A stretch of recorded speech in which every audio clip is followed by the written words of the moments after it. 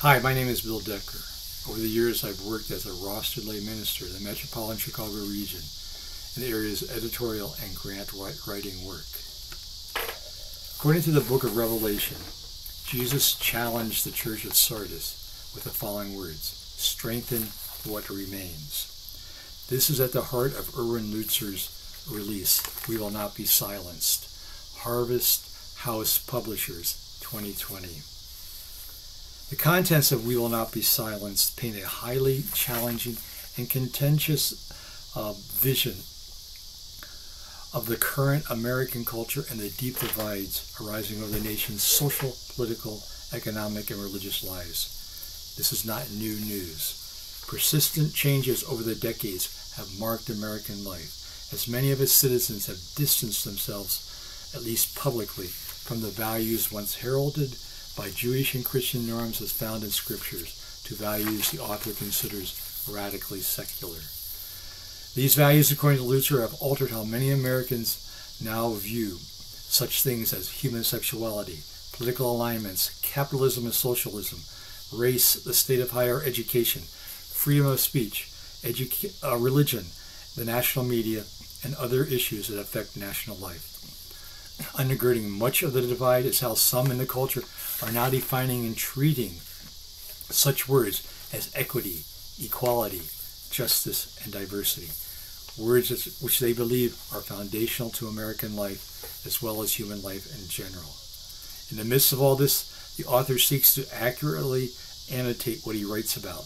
His citations total nearly 300 sources.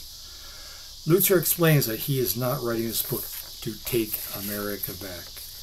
Like the Church of Sardis, the fundamental aim he has is his ardent hope that the U.S. Church will wake up and strengthen what remains.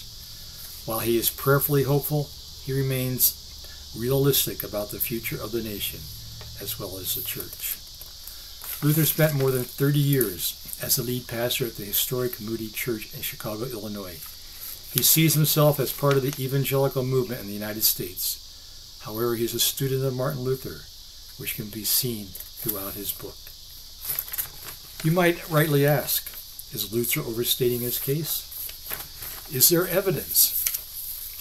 Is there evidence that those on the extreme left of politics and culture are also seeking to reshape American life and institutions that suit their own values? I decided to do a somewhat quick web search of some well-known secular publications to see what I could find. Beginning in 2014, here are some headlines. Brandeis University caves into the no platform for our opponents crowd. Forbes magazine, April 2014. Also, college students support free speech unless it offends them. Washington Post newspaper, September 2018. Also, left and right are radicalizing each other. Atlantic magazine, October 2020. And finally, a warning from the 60s generation, published in Washington Post magazine, January 2020. This last article has an interesting subtitle. Today's progressives have a real chance to reshape American politics, but they're in danger of repeating our mistakes.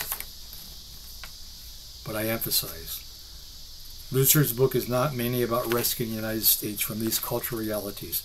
He writes, I quote, I write not so much to reclaim the culture, but to reclaim the church, he emphasizes. The best place to end this review is Scripture. I can think of one passage at least pertinent.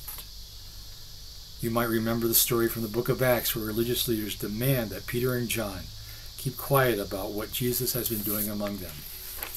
Peter and John respond, whether it is right in the sight of God to listen to you rather than to God, you must judge.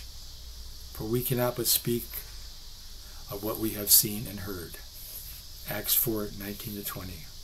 I know that such words are easier written or said than done, and such words cannot be spoken without a deep compassion for those who cannot or will not listen or enter into meaningful discussion.